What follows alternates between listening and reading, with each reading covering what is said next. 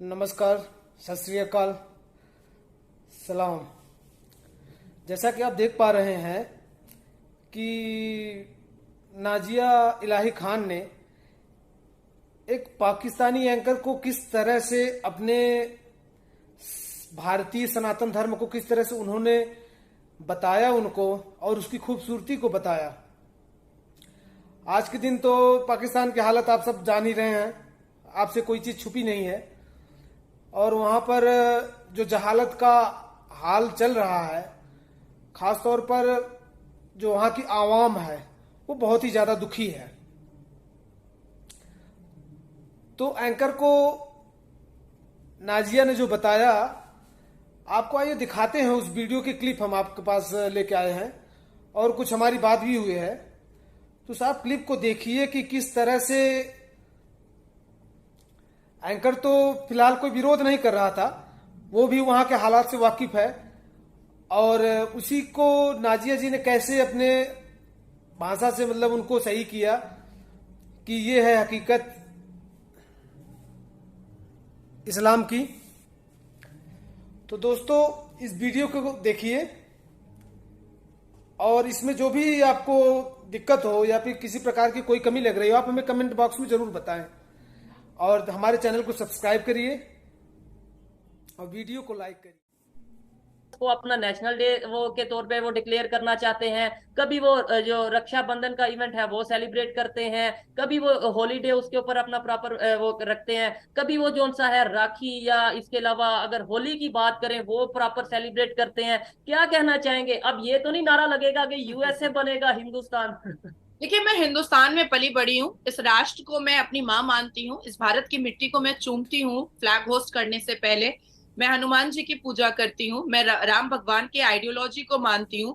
Even मैंने राम भगवान जी से के आइडियोलॉजी से बहुत सारी चीजें सीखी हैं। To win face problem patiently, I learn from Ram Bhagwan ideology. लेकिन मैं मुसलमान हूँ और मुसलमान में जो कुप्रथाएं हैं, जो दुर्नीतियां हैं, जो औरतों को ये डिप्राइव देखिए, करने का जो तरीका है, उसके खिलाफ अगर आवाज उठाने को घर वापसी कहा जाता है तो कह सकते हैं, मुझे कोई प्रॉब्लम नहीं है। लाल टोपी वाले ने जिस हिसाब से प्रूफ मांगा है, तो मुझे तो वो चैनल पे बैठा हुआ कार्टून सीरियल ही लग रहा था। लाल टोपी वाला, प्रूफ बिल्कुल। कहाँ है, प्रूफ कहाँ है? भैया तू पहले सच बोलना सीख ले। तूने अजमल कसब क्यों भेजा था? तू क्यों रख रहा था उसामा बिन लादेन को गार में? तो सच बोलना तो पाकिस्तान की सरकार को कभी आया नहीं है और आने वाला भी नहीं है, ये मुझे पता है। इसरो लॉन्च करेगा आदित्य अलविदा मिशन, जो सूर्य पर लॉन्च करने वाला है। तो ग्रेट हम लोगों के लिए, ग्रेट हम लोगों के लिए। हिंदुस्तान को तरक्की करते हुए देखा गया है। 9 साल में चंदा मामा हिंदुस्तान के हो गए। शोएब भाई, चंदा मामा हिंदुस्तान के हो गए। आप गाइएगा चंदा मामा दूर के हैं। तो इस 9 साल में इस पूरी दुनिया ने जिस तरह से हम लोगों को काम करते हुए देखा है, हम लोगों को ग्रोथ करते हुए देखा है, ये अपने आप में एक मिसाल है। आंखें जो है ना, वो शर्म से नीचे झुक जाएंगी कि भाई मैं तो जी रही हूँ अच्छे से, लेकिन ये राष्ट्र जो है, बाहर के मुल्क कह रहे हैं कि अरे इंडिया तो नहीं। कोई आज आज पाकिस्तान के लिए आपको बुरा लगता है ना? आज आपको खराब लगता है ना? आज आपकी डेफिनेटली। नजर झुकती है ना? आपका चैनल बहुत अच्छा चल रहा है, आपके पास बहुत अच्छे अच्छे गेस्ट आते हैं, लेकिन जब बात पाकिस्तान के ग्रोथ की आती है, जब पाकिस्तान के एजुकेशन की आती है, तो नजरें झुक जाती हैं। मिसाल है, आंखें जो है ना, वो शर्म से नीचे झुक जाएंगी कि भाई मैं तो ये जी रही देखिए, हूँ अच्छे से, लेकिन ये राष्ट्र जो है, बाहर के मुल्क कह रहे हैं कि अरे इंडिया तो नहीं। कोई आज आज पाकिस्तान के लिए आपको बुरा लगता है ना? आज आपको खराब लगता है ना? आज आपकी डेफिनेटली। नजर झुकती है ना? आपका चैनल बहुत अच्छा चल रहा है, आपके पास बहुत अच्छे अच्छे गेस्ट आते हैं, लेकिन जब बात पाकिस्तान के ग्रोथ की आती है, जब पाकिस्तान के एजुकेशन की आती है, तो नजरें झुक जाती हैं। आपकी मोहब्बतों का बहुत शुक्रिया कि आप मेरे काम को पसंद करते हैं, लेकिन अगर किसी ने अभी तक इस चैनल को सब्सक्राइब नहीं किया तो सब्सक्राइब कर दें ताकि हर आने वाली वीडियो आप तक पहुंच सके। आज हमारे साथ मौजूद हैं भारत की बेटी नाजिया इलाही खान, जिनसे हम बात करने वाले हैं। अभी रिसेंटली रक्षाबंधन का इवेंट गुजरा। वैसे तो ये भारत का इवेंट है, लेकिन अगर हम कहें कि अब ये पूरी दुनिया का इवेंट होता नजर आ रहा है तो ये गलत नहीं होगा। इसके अलावा इंडिया का मिशन मून के बाद, चंद्रयान 3 के बाद अब इसरो रेडी है मिशन सन के लिए। इसके ऊपर बात करेंगे और भी बहुत सी चीजों के ऊपर बात करेंगे, फ्यूल के ऊपर, सिलेंडर की जो कीमतें कम हुई हैं, इन सब चीजों के ऊपर बात करेंगे। नाजिया जी, अस्सलाम वालेकुम। नमस्कार, भारत माता की जय। Good good. नाजिया जी, सबसे पहले तो बहुत शुक्रिया कि आपने टाइम दिया, और जिस तरीके से आप अपने एक ओपिनियन रखती हैं, अपना अपने कंट्री के साथ मोहब्बत को शो करती हैं, तो मैं समझता हूँ आज के बाद मैं आपको भारत की बेटी नाजिया इलाही खान कहूंगा। और ये मैं मतलब जब भी आप मेरे प्रोग्राम पे आएंगी, मैं आपको आपका इंट्रोडक्शन यही करवाऊंगा, भारत की बेटी नाजिया इलाही खान। ये देखिए। Thank you so much. मैं तो कभी कभी कहती हूँ कि मोदी जी जो है ना वो राम का रूप है और मैं हनुमान हूँ उनके लिए। अच्छा जबरदस्त। अच्छा नादिया जी, अभी रक्षाबंधन का जो इवेंट गुजरा है, और मैंने जिस तरीके से देखा सेलिब्रेशन, जब मैं मतलब मेरा इतना नॉलेज नहीं है इन चीजों में, मैं ये समझता था ये एक हिंदुओं का त्योहार है, ये इस तरीके से, लेकिन जब मैंने थोड़ी स्टडी की तो मुझे पता चला इसे हिंदुइज्म के अलावा जैनिज्म में, सिखिज्म में, बुद्धिज्म में, इवन इंडिया के जो मुस्लिम हैं वो भी सेलिब्रेट करते हैं, और बड़ी धूमधाम से सेलिब्रेट करते हैं। आप मुझे बताएं, आपने कितनी राखियां बांधी, और ये जो बात है इसमें कितनी सच्चाई है? नहीं नहीं, इसमें बहुत सच्चाई है शोएब। और रक्षाबंधन को बहुत खूबसूरत से मनाया जाता है। यहाँ पर कोई डिस्क्रिमिनेशन नहीं है इंडिया में। इवन हमने तो इस बार फॉरेन कंट्री में भी देखा है कि रक्षाबंधन बहुत ही खूबसूरत तरीके से मनाया गया है। देखिए, भाई बहन का रिश्ता है, बहुत खूबसूरत रिश्ता है। लोग इस रिश्ते को बहुत वैल्यू करते हैं, लोग इस रिश्ते को बहुत सम्मान देते हैं। अब मैं अगर थोड़ा सा कह दूंगी तो फिर सबको बुरा लग जाएगा। बात देखिए ऐसी है कि हमारे इस्लाम के जो लोग हैं, इस्लाम धर्म के जो लोग हैं, उनको भाई बहन के रिश्ते के बारे में क्या ही बोलना। हमारा यहाँ तो कजन से शादियां हो जाती हैं भाई। हम बचपन से जिसको भैया भैया बोलते हैं उसको जवान होने के बाद सैया बोलना पड़ता है, निकाह पढ़ लेना पड़ता है। तो यहाँ जो हिंदू ये सनातन देखिए। धर्म में जो भाई और बहन का जो रिश्ता बताया गया है, मेरा तो अपने भाई को तो मैंने राखी नहीं बांधी है जितने के जितने, क्योंकि मेरा अपना कोई भाई ही नहीं है। माँ के पेट से कोई भाई नहीं हुआ है, हम 3 बहनें ही हुए हैं। जितने के जितने मैंने 500-700 कल राखियां बांधी हैं, वो सब के सब मेरे राखी भाई हैं, सब के सब राखी भाई हैं। और जिनकी वजह से आज हिंदुस्तान के 82% हिंदू भाइयों की वजह से आज नाजिया इलाही खान इतनी सुरक्षित है मुसलमानों पर। जिस तरह से रक्षाबंधन में बताया गया है, एक बाउंड बताया गया है, एक खूबसूरत रिश्ता बताया गया है भाई बहन के बीच में, साथ साथ भगवान कृष्ण और उनकी बहन दारूपति का जो एक मीठा सा रिलेशन बताया गया है, वो बहुत खूबसूरत है। साथ ही साथ यमुना नदी और डेथ ऑफ गॉड जो है उसके जो रिलेशन बताए गए हैं भाई बहन के द्वारा, वो बहुत खूबसूरत है। बारिश और समुंदर को जो भाई और बहन के रिश्तों से बताया गया है, वो बहुत खूबसूरत है। जिस तरह से योगी जी ने सारी की सारी एसी बसेस जो है वो फ्री कर दी थी अपने अपने क्षेत्र में, अपने राज्य में, उत्तर प्रदेश में, और तमाम बहनों ने, चाहे वो बुर्के वाली हो, चाहे वो क्रिश्चियन हो, सब ने उसका फायदा उठाया। और सब ने कल मीडिया के सामने कहा कि भाई अगर सीएम हो तो योगी जैसा हो, वरना ना हो। तो तोहफे और तोहफे जिस तरह से दिए जाते हैं, अपनी बहनों को एक वैल्यू दिया जाता है, अपनी बहनों को एक माथे और पलकों पे जो बिठाकर रखा जाता है, ये सिर्फ और सिर्फ सनातन धर्म में है, इसके अलावा किसी धर्म में नहीं है। जो मोहब्बत जताने का जो तरीका मेरे सनातन भाइयों में है अपनी बहनों के द्वारा, जो एक कंसर्न है, जो एक केयरिंग नेचर है, जो एक अंदर से जो एक इमोशन है बहनों के लिए, उसको सुरक्षित रखना, उसको सेफ रखना, उसको सिक्योर रखना, वो मैंने जो सनातन धर्म में देखा है वो मैंने इस्लाम धर्म में नहीं देखा है। सनातन धर्म में बहन को इतना पैम्पर किया जाता है। और मतलब मैं इतनी बड़ी हूँ, 32 साल 33 साल की मैं औरत हूँ, लेकिन मुझे एक छोटे से बच्चे की तरह ट्रीट करते हैं मेरे बड़े भाई लोग। मैं उनको कहती हूँ कि बहुत नखरा दिखाऊंगी मैं भैया। कल दिल्ली से बहुत फोन आया था, तो कह रहे, मैं तो कह रही हूँ कि मैं नखरा दिखाऊंगी भैया, तो कह रहे अरे तू नहीं दिखाएगी तो कौन दिखाएगा, तू मेरी बहन है। तो ये है खूबसूरत रिश्ता भाई और बहन का सनातन धर्म में। और जिसकी वजह से देखिए वेस्टर्न कल्चर बहुत ओपन माइंडेड रहा है, बहुत ओपन माइंडेड। आप सोचो कि इस्लाम से वो अट्रैक्ट नहीं हो रहे हैं, लेकिन रक्षाबंधन वो मना रहे हैं, दिवाली वो मना रहे हैं, वो और भी पूजा मना रहे हैं। साउथ अफ्रीका में हिंदुइज्म बढ़ता चला जा रहा है, ओनली बिकॉज कि सनातन धर्म में जो है ना रिश्तों के बैरिकेड्स, मान मर्यादा बहुत ज्यादा है। This is the For not going empty-handed last minute, Blinkit, India's last minute app.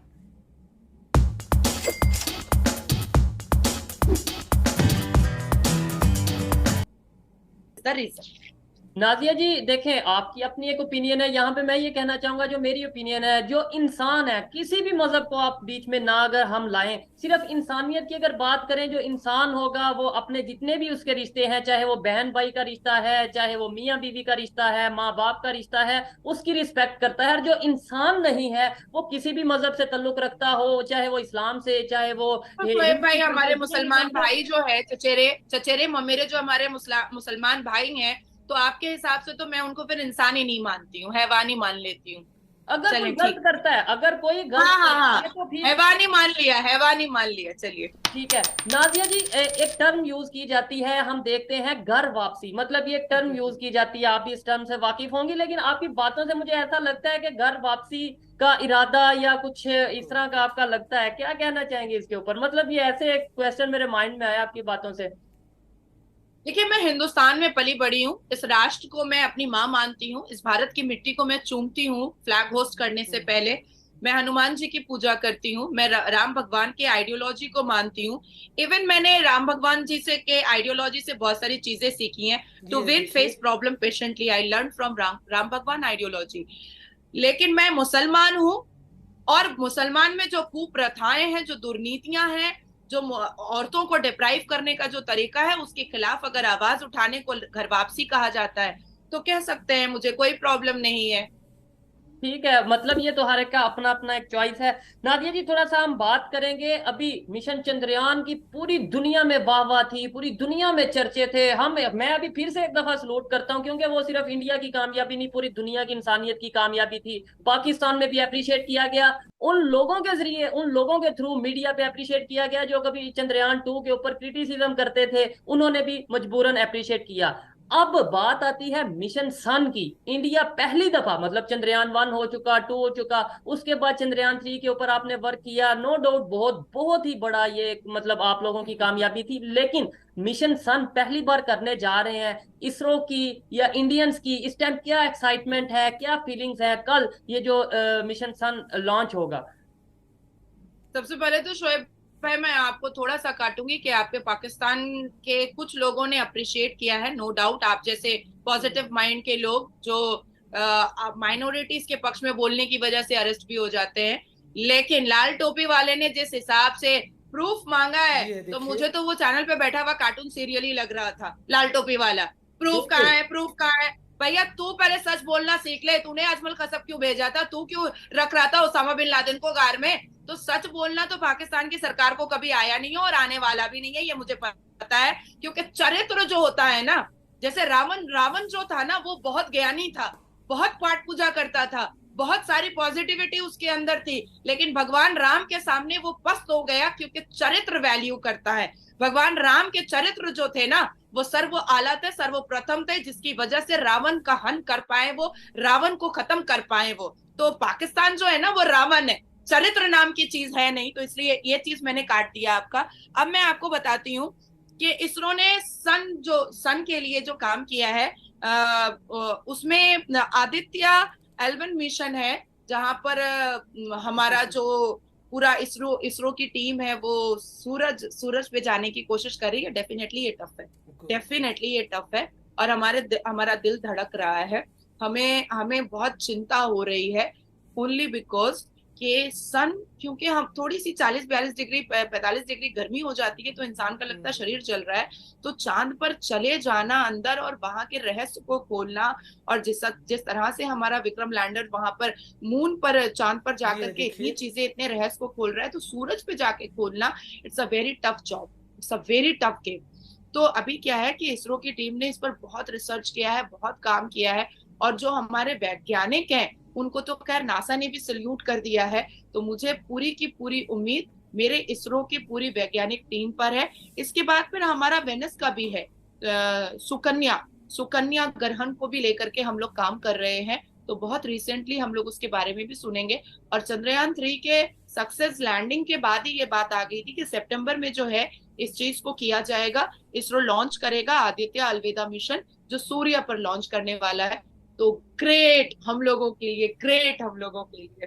ऐसे ही है। और मैं भी यही चाहूंगा कि डेफिनेटली ये अचीवमेंट अगर होती है, आप लोग कामयाब होते हैं, तो ये बहुत हमारे लिए भी बड़ी अच्छी बात होगी कि कम से कम हमें ये देखा जाएगा कि एशिया में जो इंडिया है, इंडिया के साथ जो कंट्री है, लेट सपोज बहुत से लोग पाकिस्तानी जो इंडिया फॉरेन कंट्रीज में जाके खुद को इंडियन भी कहते हैं, हमने ये भी सुना है बहुत सी चीजें, तो चलो उनके लिए भी एक फखर वाली हमारे लिए बात होगी। अच्छा, पहले कभी जब मैं छोटा था तो हम ये सुनते थे, इंडिया साइड से कहा जाता था कि पाकिस्तान बनेगा हिंदुस्तान, अखंड भारत, इस तरीके से बात की जाती थी। फिर यहां से बात की जाती थी पाकिस्तान से कि हम लाल किला पे झंडा लहरा देंगे, ये चीजें चलती थी। लेकिन अब पाकिस्तान तो हो गया एक साइड पे, मतलब अब हमारा कोई ये कंपटीशन ना तो देखिए, किसी फील्ड में नजर आ रहा है, ना ये इस तरीके से। अब तो इवन इंडिया वाले कहते हैं कि भाई हमने नहीं अटैच करना, या इस तरीके से नहीं होना चाहिए। इवन पाकिस्तान भी ये कहता है। अब यूएस जिस तरीके से कभी 15 अगस्त को अपना नेशनल डे वो के तौर पे वो डिक्लेयर करना चाहते हैं, कभी वो जो रक्षाबंधन का इवेंट है वो सेलिब्रेट करते हैं, कभी वो हॉलीडे उसके ऊपर अपना प्रॉपर वो रखते हैं, कभी वो जो सा है राखी, या इसके अलावा अगर होली की बात करें वो प्रॉपर सेलिब्रेट करते हैं। क्या कहना चाहेंगे? अब ये तो नहीं नारा लगेगा कि यूएसए बनेगा हिंदुस्तान? देखिए, ब्रिटिश तो ऋषि सोनक जी जैसी आराम बोल के स्टार्ट करते ही हैं अपनी स्पीच। अमेरिका में हम लोग एक सनातनी जो हमारे भाई हैं विवेक रामास्वामी, जी वो नजर आ ही रहे हैं पहली दौड़ में। तो अब इंडोनेशिया की वो भगवान राम की आइडियोलॉजी पे चल ही रहे हैं, भगवान गणेश की। अब दुबई में 72 एकड़ में इस दुनिया की सबसे बड़ी मंदिर बन ही रही है।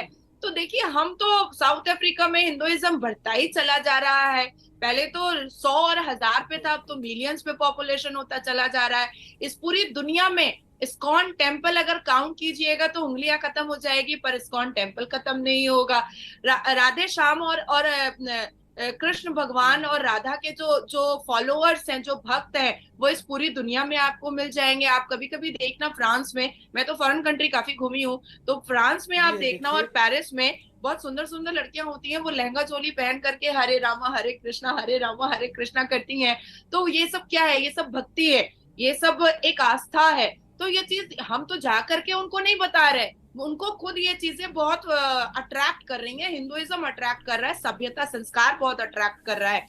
अब मैं आपको कहूंगी कि देखिए, क्योंकि 9 साल में हिंदुस्तान को बहुत फास्ट तरीके से बढ़ते हुए देखा गया है, 9 साल में हिंदुस्तान को तरक्की करते हुए देखा गया है। 9 साल में चंदा मामा हिंदुस्तान के हो गए, शोएब भाई चंदा मामा हिंदुस्तान के हो गए। आप गाइएगा चंदा मामा दूर के हैं। तो इस 9 साल में इस पूरी दुनिया ने जिस तरह से हम लोगों को काम करते हुए देखा है, हम लोगों को ग्रोथ करते हुए देखा है, ये अपने आप में एक मिसाल है। और यही रीजन है कि जो जीवन साथी पे बिना नंबर शेयर करें, अपने मैचेस से फ्री में चैट करो and find your perfect life partner. Good good.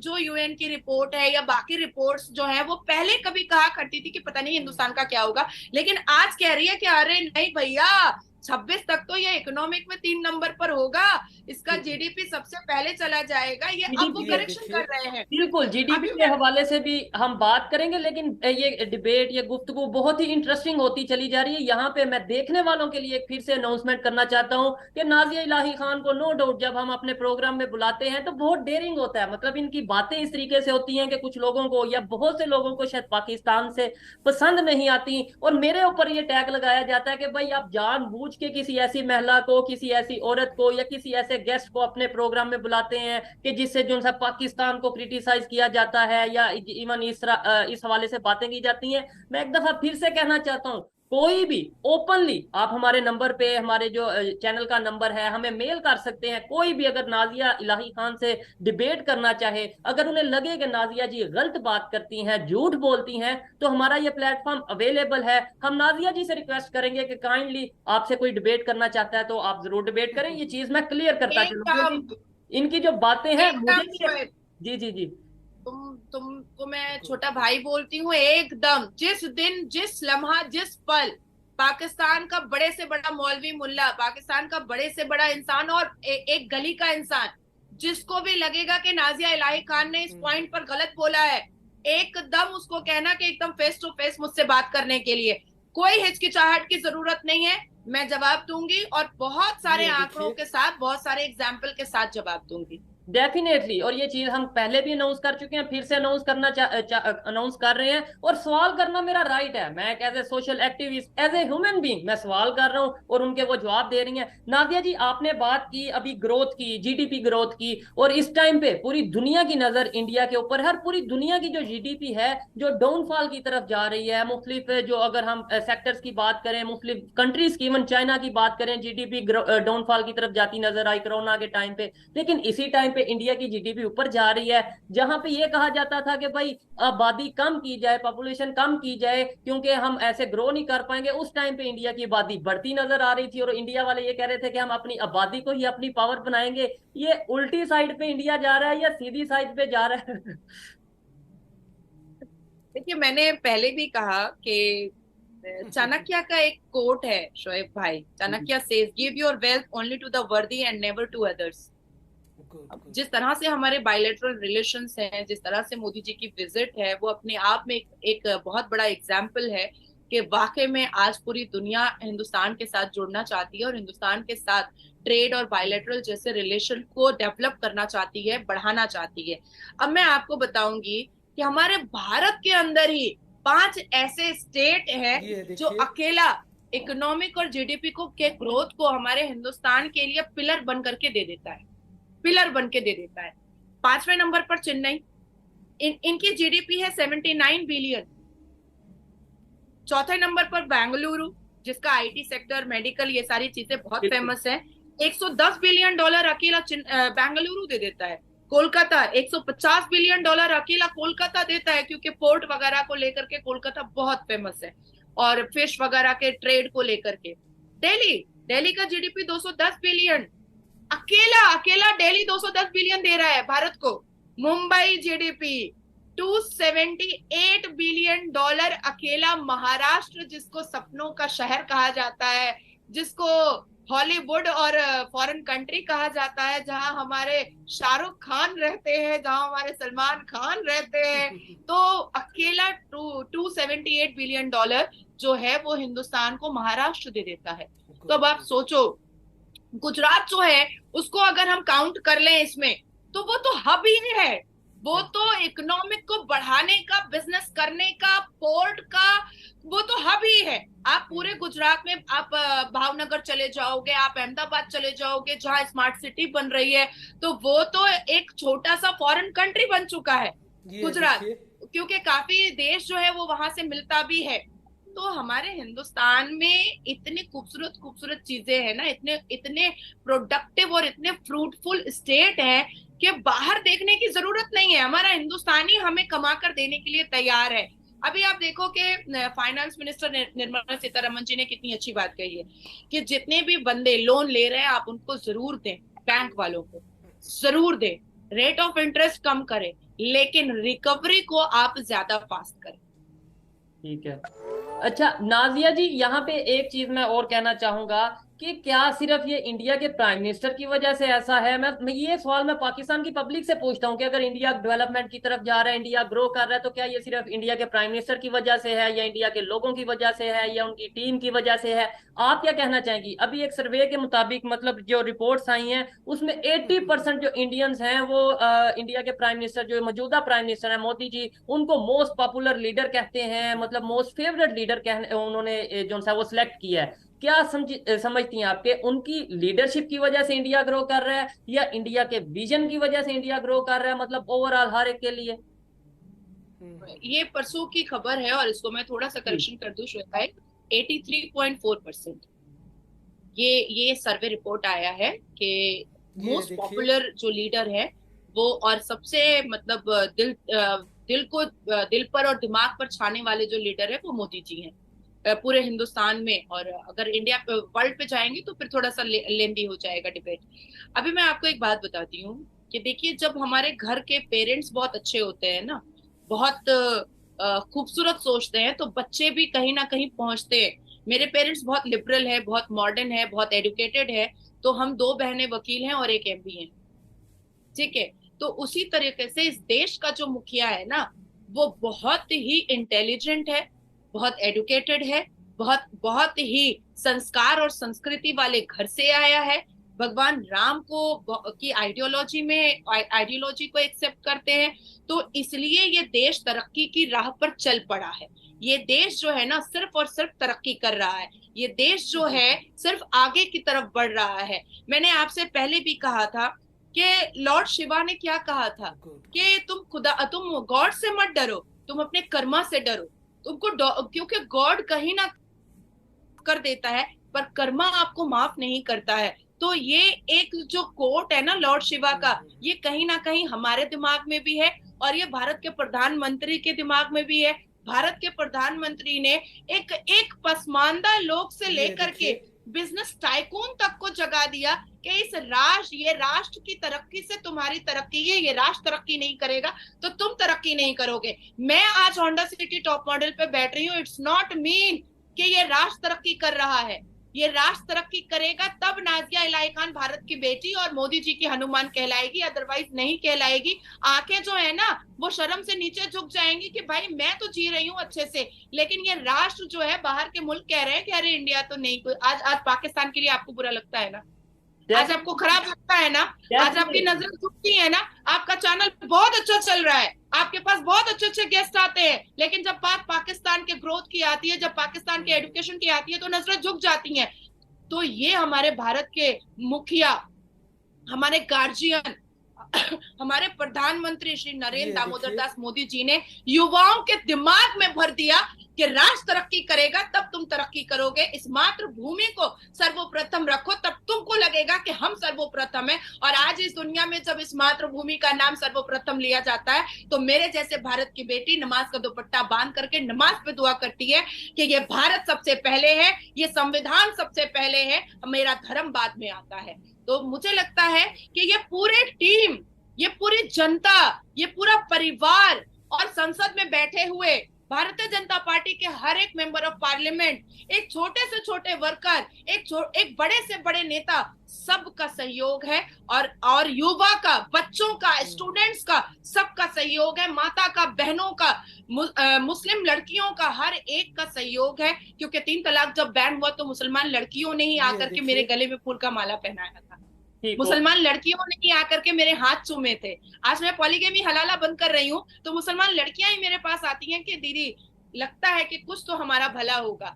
तो ये हम सबको मिला करके हमारे देश के मुखिया, क्योंकि हमारा पिलर, हमारा बैकबोन बहुत स्ट्रांग है, यही रीजन है कि हम आगे बढ़ पा रहे हैं, हम इस राष्ट्र के लिए, इस अखंड भारत के लिए काम कर पा रहे हैं। ऐसा ही है। और इस चीज की एग्जांपल मैं इस तरीके से दूंगा कि अगर किसी कंट्री की लीडरशिप स्ट्रांग होती है तो उस कंट्री का यूथ अगर बाहर बैठा होता है तो अपनी एजुकेशन के बाद उस कंट्री में जाना पसंद करता है, आपके सामने है। और अगर किसी कंट्री की लीडरशिप कमजोर होती है, मजबूत नहीं होती, तो वहां पे जो यूथ है वो अपना बैग पैक करते नजर आते हैं कि किसी तरीके हमें मौका मिले और हम उस कंट्री से बाहर जाएं। नाम लूंगा तो फिर से इशू होगा। हमें चाहिए कि देखें, जब तक, मैं हमेशा ये बात कहता हूं, जब तक हम सच का सामना नहीं करेंगे तब तक हम डेवलपमेंट की तरफ नहीं जा पाएंगे। अगर आज हम यहाँ पे बैठ के, पाकिस्तान में बैठ के इंडिया के लोगों से डिबेट करते हैं, बात करते हैं, तो उसका मकसद यही रहता है कि कहीं ना कहीं जो उनकी डेवलपमेंट की रीजन है, जो उनकी सोच है, जो उनका विजन है, वो हम समझ सकें। हमें भी पता चले कि किस तरीके से डेवलपमेंट की तरफ जाना है, किस तरीके से यूनिटी की तरफ जाना है। हमेशा यही कोशिश रहती है कि कुछ ना कुछ पॉजिटिव सीखा जाए। डेफिनेटली हम कहीं ना कहीं इस अपने मिशन में कामयाब होते नजर आते हैं। नाज़िया जी, बहुत शुक्रिया आपके टाइम का, आपने टाइम दिया। और लास्ट में मैं यही कहना चाहूंगा, तो ये वीडियो कैसा लगा दोस्तों, आप हमें कमेंट बॉक्स में जरूर बताना। और अगर कुछ आप नया देखना चाहते हैं तो वो भी हमें आप सजेस्ट करिए। और प्लीज हमारे चैनल को सब्सक्राइब और वीडियो को लाइक जरूर करिए। धन्यवाद।